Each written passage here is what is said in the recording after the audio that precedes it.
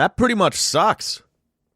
Coming to you Thursday afternoon, in I suppose what you'd call the aftermath of the women's gold medal game. I was trying to stick around and watch the medal presentations before coming in to do this, but they made everybody stand around forever. And imagine you just lost a game like that in overtime.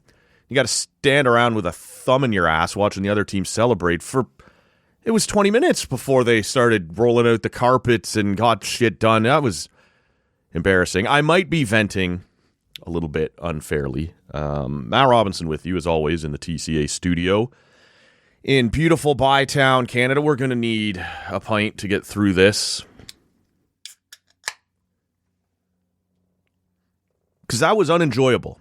I should say, right up front, a lot of the things that I didn't care for in this roster selection didn't really turn out to be the problem.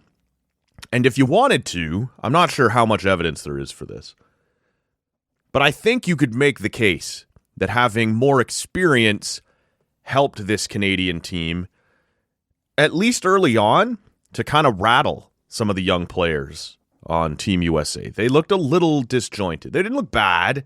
The Americans still had their chances early in the game.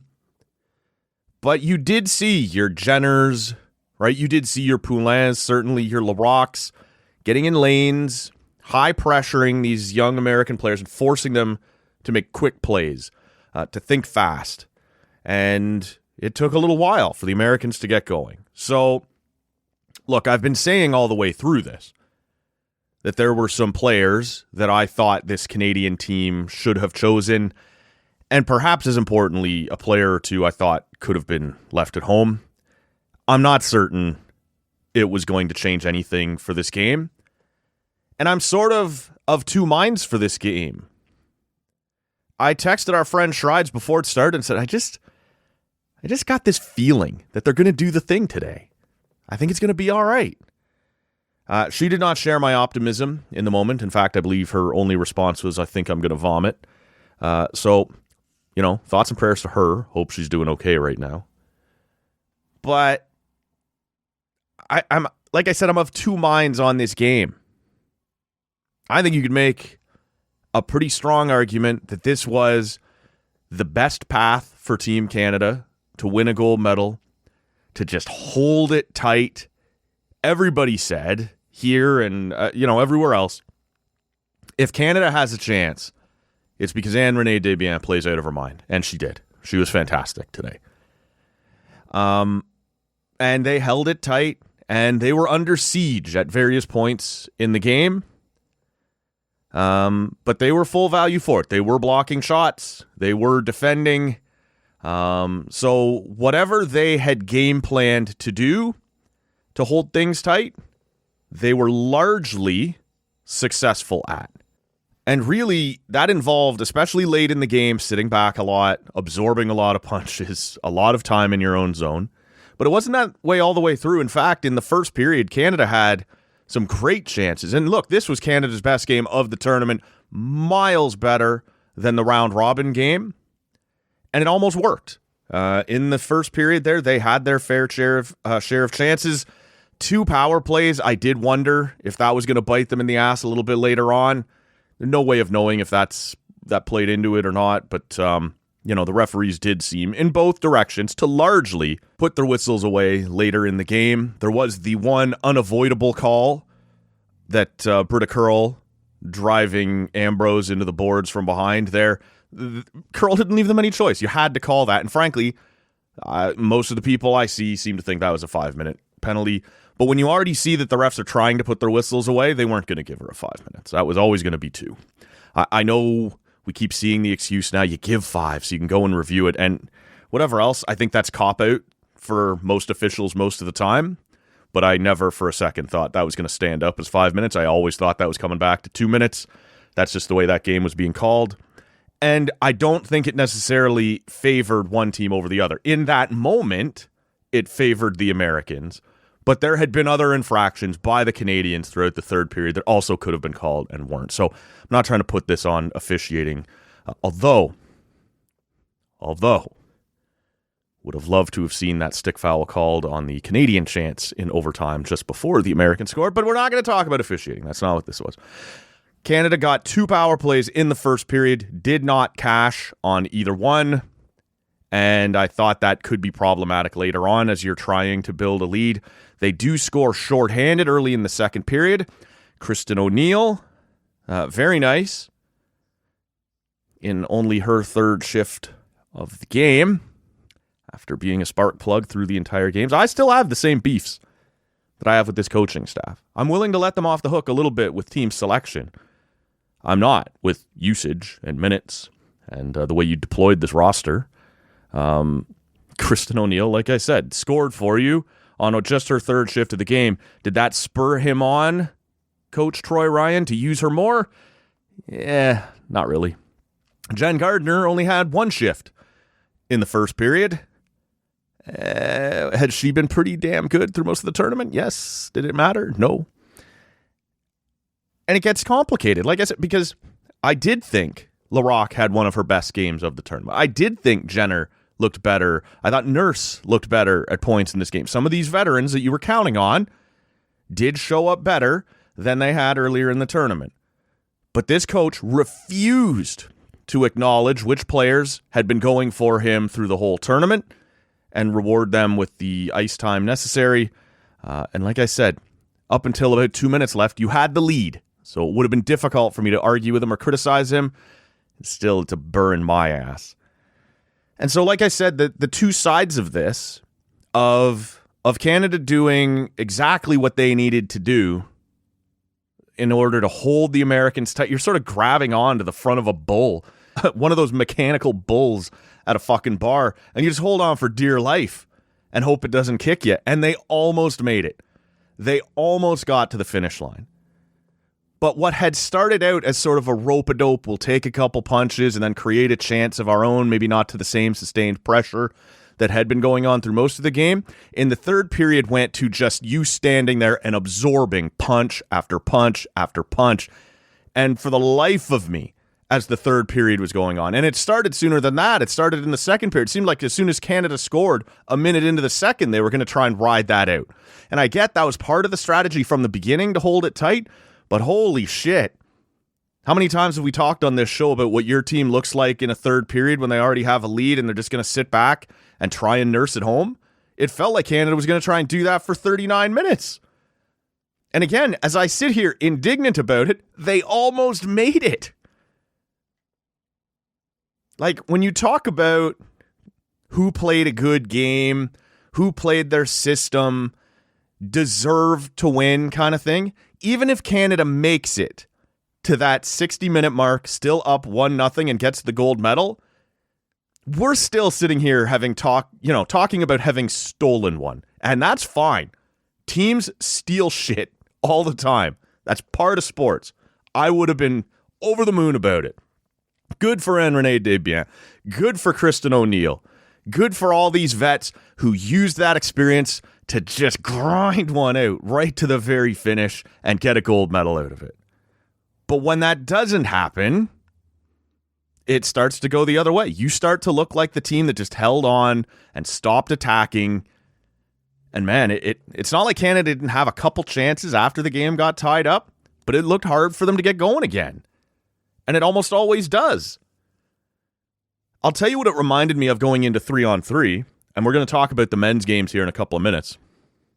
It reminded me a little of how I felt in the quarterfinal between the Swedes and the Americans, where the Americans, in my opinion, were certainly the better team on paper, but they didn't get it done through 60 minutes.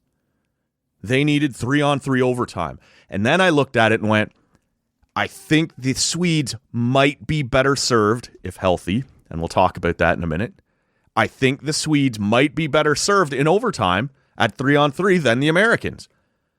When you look at your Jesper Bratz and your Lucas Raymonds and your William Nylanders and your Rasmus Dahlins and your Erik Karlssons and your player, the Americans built a team to kind of grind it out and defend strong and be big and tough.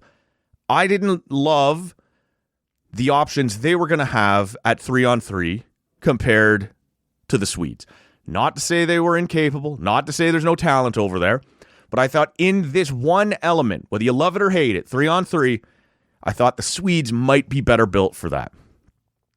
And the Canadians in this game went from, we are going to just grab onto this bull and try and hold on for dear life for 60 minutes, grind out a tough one, and win this 1-0, and they almost did it. And then once you got into 3-on-3, we go back to the Americans being faster and bigger and younger, and they were going to have more options. And it almost didn't matter. Similar to how the Americans against Sweden in that men's game still had chances and still had enough talent to win it, and certainly ended up winning it. Team Canada had other talent. Like, Fillier can do it. Darryl Watts can do it. Obviously, Marie-Philippe Poulin can do it. It's not like they weren't going to have any chance, but it sort of felt like when you didn't get it done at 5-on-5 in 60 minutes, 3-on-3 was not the way that this was going to be best set up for Canada. And sure enough, man, what a goal by Megan Keller. You can make the case she's been the best defender in the PWHL this year. Certainly one of them. She had a great game herself. And I thought in that first game between Canada and USA in the round robin, it was Carolyn Harvey and it was Layla Edwards who really stood out on that back end. And it's not to say they weren't impactful in the gold medal game, but just someone with a little bit more experience again. Not old, not experienced like Joss Larocque experienced, but experienced like Megan Keller. She was the best defender in the game for Team USA, and man, what a goal to win it for her. So we'll have lots of time, 4 years or so, to break down what happens now. But that sucked. They almost made it. Getting gooned around the ice for 59 minutes. Like, just hold the fuck on. You're almost there. But it almost felt inevitable. And like I said, it felt inevitable for 38 minutes, 37 minutes after you scored early in the second to take that 1-0 lead and then just absorb punch after punch after punch. With 12 minutes left, with 10 minutes left, with 8 minutes left, with 6 minutes left, you're like, it's just a matter of time. They just keep coming. They just keep coming. They're going to get one here. And then it's like, well, there's 5 minutes left and 4 minutes left and 3. And you start to believe, like, fuck, maybe they're not. Like, maybe they can do this. Look at it. Anne-Renee Desbiens still standing tall. People blocking shots all over the place, just chipping it out and getting off. They might make... Oh, no. They did not. And that's a bummer. I know on the American side of the border, everyone's excited for Hillary Knight. I don't care. That's your story. We got our own stories up here. I do think it's a bad look on Anne-Renee Desbiens. In overtime, she stares down Knight after that big set. And I love some competitiveness. I don't mind some head games. It's not like she's chirping at her. She's just giving her the eye. But she did just score on you on her last great chance in regulation. And on the next shift, Megan Keller is going to score. So this moment of you being defiant and tough is sort of surrounded by you giving it up. And I am not pinning the game on Anne-Renee Desbiens. But there's a time and a place for the stare down, right? The look at me badass thing. Yeah, you got to back it up. And look, she had done more than her fair share in this game, but it was a tough look the way that finished out. So, look, I'm still pissed. I'm annoyed how little Jen Gardner and Kristen O'Neill and Julia Gosling were used.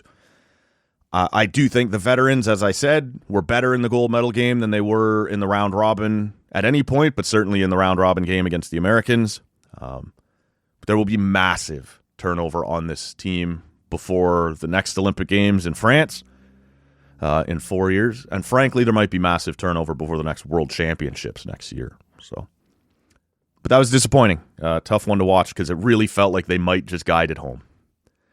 And to lose in the fashion that they did, having it get away from them late, and then in 3-on-3 overtime. And again, you're not going to get me to get into that debate. We all knew coming in, like, whether you love it or hate it, 3-on-3, we all knew coming in that's what it was going to be. In tournament play, this is what it has to be. You can't play all night like we love in the Stanley Cup playoffs. You got multiple games per day, and I hear some of you out there going, well, not in a gold medal game. You can keep playing. You can't change the rules every round. And I know they bordered on doing that anyway. But this is what it was. And we lost. And that sucks. You know, it's tough. And to kind of put a bow on it, if your game plan is to, like I said, just try and hold on to that bull for as long as you can, you're not going to look like the better team. And Canada looked better than Canada had looked earlier, but at no point in this game did they really change the narrative that they looked like a better team than Team USA. They looked like a team that, for long stretches, was able to kind of subdue the better team and keep them outside, block shots, do those annoying things that you do when you are the second best team on the ice. And so for Canada to get as far as they did and then have it tied up with 2 minutes left and then lose, that's a disappointing way to lose. But I see people online saying Canada deserved better. They were so close. I don't know if Canada deserved better. They were not the best team on the ice today. They were playing better than they had played, but they weren't better than the U.S. And that wouldn't have taken away, I already said this, that would not have taken away from the joy and the celebration and the accomplishment had they won.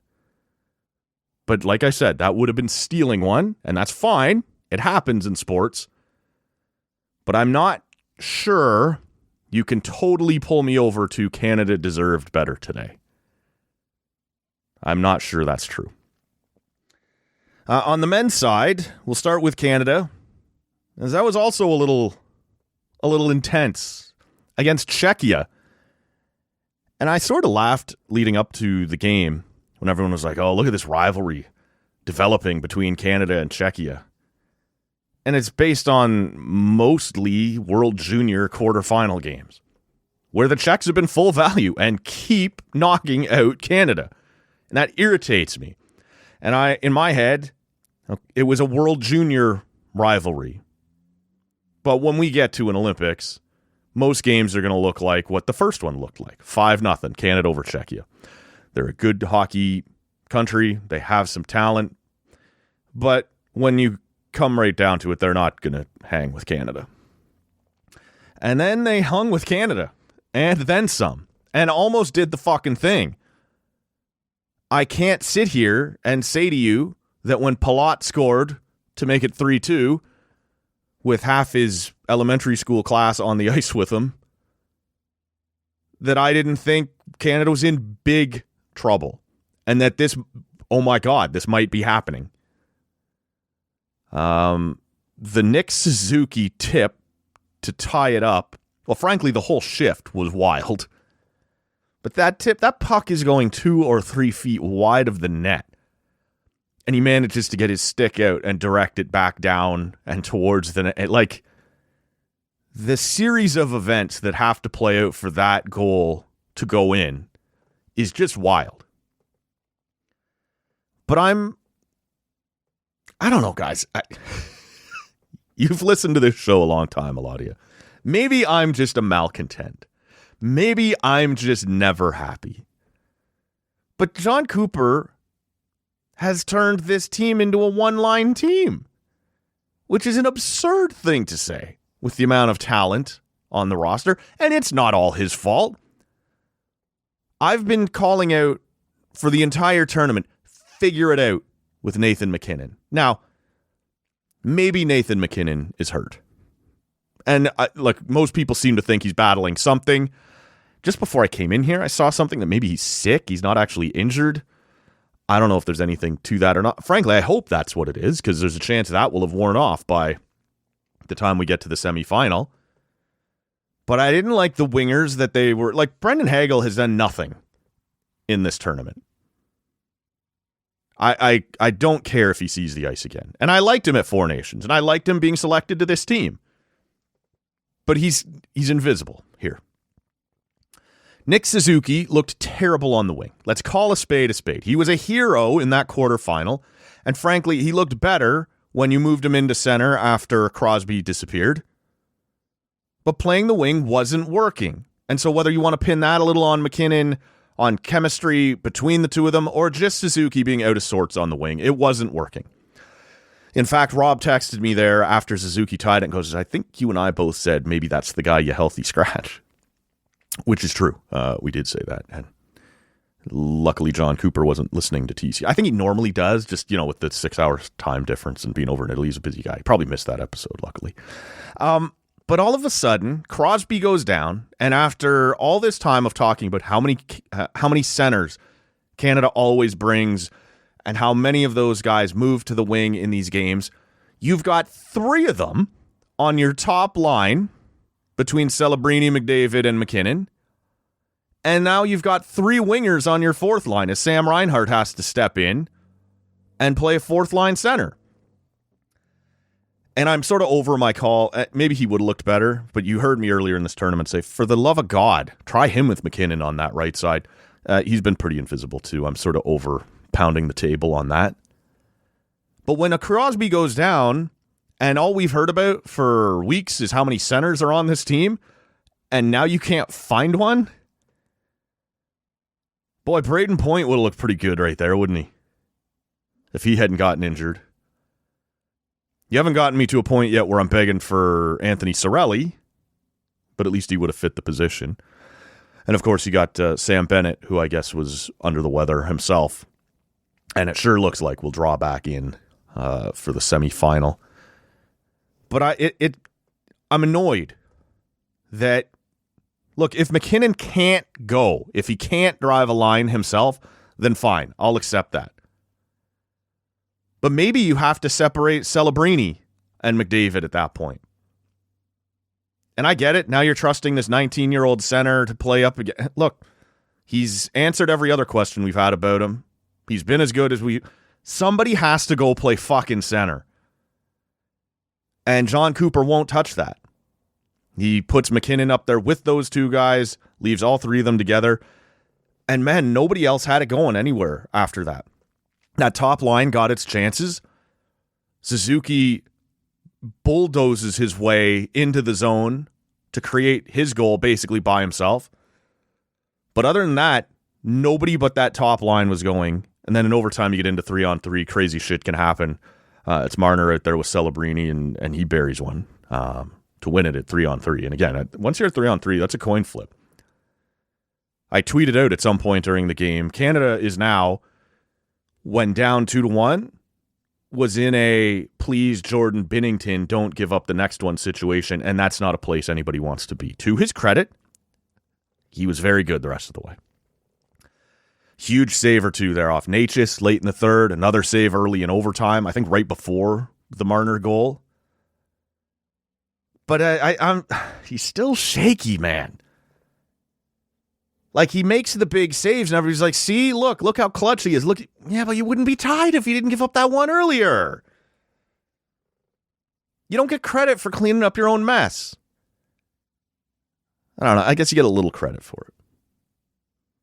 But, like, if it's your fault, we're here. And again, starting to turn into a blame Jordan Binnington thing. When Jordan Binnington made the right saves, I would still, though, if it were up to me, I would thank my lucky stars we've gotten away with it thus far, and I would go to Logan Thompson in the semi.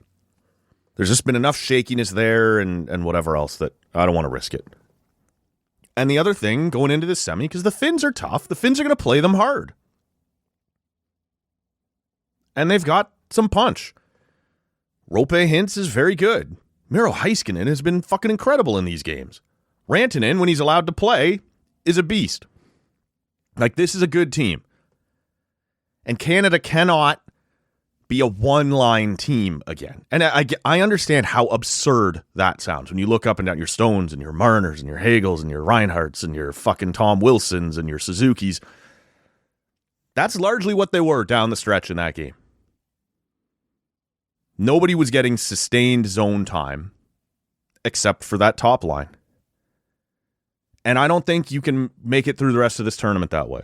So it sounds like, well, all of a sudden, you guys remember early in the tournament, there was a little controversy that Canada closed one of their practices. A couple teams did, and Doug Armstrong said, it was just a crazy thing with the media. We It won't happen again. Our practices will be open the rest of the way. Sounds like the morning skate ahead of the semifinal for Canada on Friday will be closed again. And my guess is, based on some of the things we've read, is so Sidney Crosby can get out, take a spin, away from prying eyes. And it sounds like he's avoided the worst,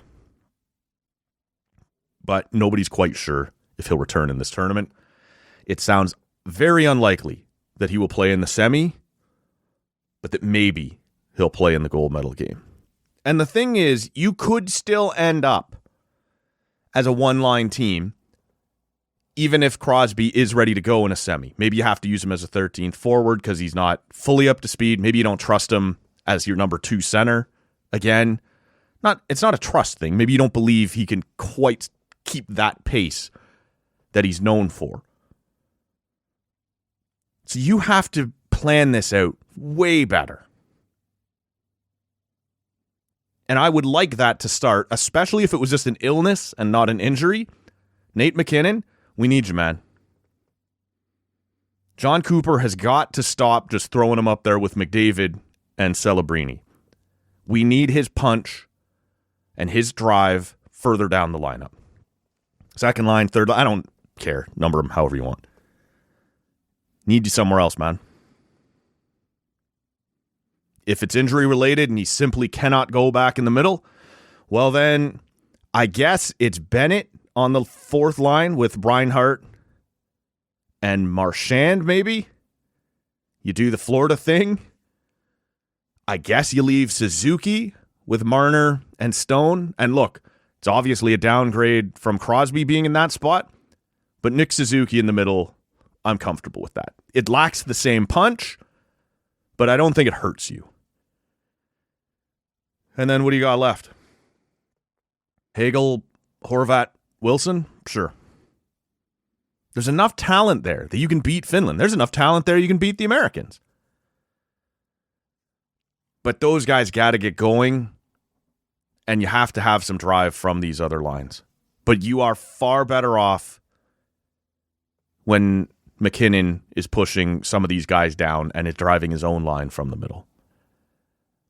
So I hope to hell it's not an injury thing, that he's just unable to do it.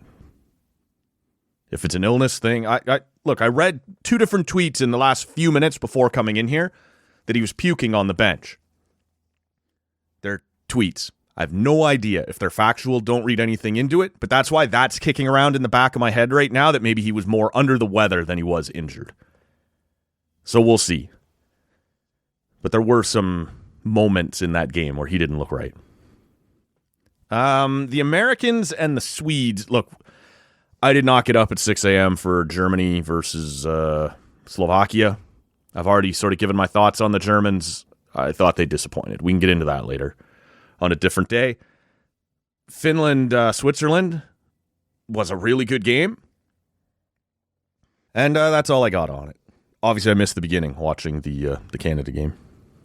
But watching Heiskanen and the work he was doing there in the third period to help that team get going and get it tied up was wild. One of 3 games out of the 4 quarterfinals to go to overtime, which is quite a day of hockey. But the Swedes and the Americans, look, Quinn Hughes saved Bill Guerin and Mike Sullivan from years of second guessing and, frankly, of mockery from here. That American team did not play well against the Swedes. I didn't think the Swedes played particularly well, but you end up at 3-on-3, and Quinn Hughes is able to break down Gabriel Landeskog and hit a shot that 99% of NHL defensemen cannot hit. Power to him. But the fact that you got that far, the fact that you're in 3-on-3, and one of your golden boys, like, we're supposed to be the lockdown, check hard team. And look, maybe that's what they'll be. Maybe at the end of the day, they get a hold of Team Canada in the gold medal game and wring their necks and win a game 1-0. But if Quinn Hughes doesn't bail you out in that overtime, you never get the chance to do it. JT Miller A guy that almost everyone is looking at going, what are you doing here? How did you end up on this roster? How have you kept your spot in the lineup on this roster? How are Clayton Keller and Kyle Connor sitting, taking turns sitting in the press box so that you can be out on the ice right now? Well, it's because of his jam. Going to work hard along the boards. He's going to do all the right things. It's JT Miller who loses a board battle to Mika Zibanejad on the goal that allows Sweden to tie it late. When you think warrior, when you think board battle, grinder, dig it out of the corner, does anybody think Mika Zibanejad? No. But he beat JT Miller on it. What are you doing? How are you here? How are you in the lineup? How do you ever see the ice again? This is how they built their team. And we talked about it after the round robin when they failed to run up the score on any of the teams in their division where they were clearly superior. They weren't built that way. And sometimes when you're not built that way, you leave yourself less and less and less room for error. And sure enough, you had almost no room for error in this game, and Quinn Hughes saved the day for them. I was curious about, first of all, I need everybody to shut up about this Swedish coach, who, don't get me wrong, is a buffoon. He's made some baffling decisions. We've got NHL, like people who put it in their own bio. I'm Frank Saravalli. I'm an NHL insider. And he's roasting this guy for Victor Hedman not playing when everyone else watching the broadcast already knows, it's been reported everywhere, Victor Hedman is hurt. How do you not have access to that inside information that I have on my couch, dude? Shut up. Sorry, I'm grouchy. I don't even know how I ended up on that. It bugs me, though. Same with those of you complaining about the NHL must do something to get the gold medal game on Sunday morning out of 8 a.m. time slot. Yeah, it's Italy, dude. It's a big world. We got a lot of time zones. Set an alarm. Get out of bed. Shut the fuck up. Germany's team played for gold at the 2022 Olympics. Their whole population got up at 5 a.m. to watch. Those who were interested, not a peep. But it must be catered to North America. Fuck, you're soft, man. The game is when it is. Just PVR it and don't check your phone. Get up and watch when it happens. Whatever. Do whatever you got to do. But shut the fuck up and stop bugging me. Anyway. Didn't love the Brady Tkachuk play on Rasmus Dahlin. Probably stopped short of calling it a slew foot. A lot of people are calling it a slew foot. A lot of Sens fans are calling it incidental contact. Guess it's all a matter of perspective on that. Oh, I know why it was the Swedish coach there, Sam Hallam or whatever his name is. His choices in overtime were poor. I said a few minutes ago I thought the Swedes would be better set up than the Americans for 3-on-3 overtime. In my mind, I thought that would be because you would use Rasmus Dahlin and Erik Karlsson to be offensive weapons who can transport the puck, make a sick play, and maybe even score themselves. I didn't really count on you leaning into Gustav Forsling, who's a good defenseman, but like, know your bench, man. Know your pieces, know your assets. And Gabe Landeskog, who Quinn Hughes correctly identified, and I get it, everybody loves Gabe Landeskog. He's a warrior, he's been through everything, the injury, he's back. Great. I got a lot of players that I've loved over the years that I would not play during 3-on-3 overtime. And the Swedes had numerous options up and down that lineup that they could have used ahead of Gabe Landeskog, and they didn't. He got stuck out there. He's not particularly mobile, and Quinn Hughes identified him, broke him down, and scored the game winner. That's bad coaching. That's bad roster management. And it's Quinn Hughes saving a lot of people's asses in that moment. And who knows, maybe the Americans go on from here and roll. Nobody needs their asses saved again. Maybe they don't play another close game at all. They just walk from here. But they came damn close to being out in the quarterfinal. And perhaps no bigger difference in this tournament compared to Four Nation is the presence of Quinn Hughes, who's been incredible. Refused to go off the ice in overtime. I'm saying. And look, that shot he takes that hits the bar and goes in, if it doesn't go in, it's going the other way, and he's probably gassed. He's probably not getting back. Like, that game was ending one way or another, but he is so smooth that he didn't have to worry about it. It was going in, and sure enough, it did. Wild day of hockey. I really thought if I was going to get fired up on this show, it would have been about that Canada-US women's gold medal stuff. As usual, though, here I am, ranting and raving about dipshits on Twitter. Probably means I should just go. We got a few more days of this, Matt. Pace yourself, man. A couple semifinals on Friday. That should be fun. And then the bronze medal game Saturday, gold medal game at 8 a.m. on Sunday. Set an alarm and get up. God. Anywho, and this is coming from people who get the fucking game served to them. The Americans have gotten every 3 p.m. time slot all the way through. It's as good as it can possibly be. The first time we go 8 a.m., nope, no good. A lot of time zones out there, man. A lot of masters to serve when you're broadcasting an Olympic Games. We don't zoom in and circle your house and go, what would make little Johnny dipshit happiest? All right, I'm gonna go. I'm gonna go. I'm gonna go. Have a good night, everybody, and enjoy the semifinals on Friday. And I'm not sure. I'll probably be back over the weekend, and we're back on turn now that I'm back in town. So Rob will be here for your usual show to kick off the week. But maybe we'll do something between now and then, depending on how these semifinals go. It turns out I'm too overly emotional to do a simple few minutes and just shut it down. So we'll see how this looks. Thanks for checking this one out. Give us a follow on social media at Talk and Audio. Subscribe to the pod wherever you're hearing us right now. Hey, 2 episodes ago, Kevin Mickey from Sportsnet was here. He is working at the Olympic Broadcast Center for the International Olympic Broadcaster itself. He had some cool stories to tell about what that's like, covering the games for the world instead of just for Canada or just for little Johnny Dipshit's house.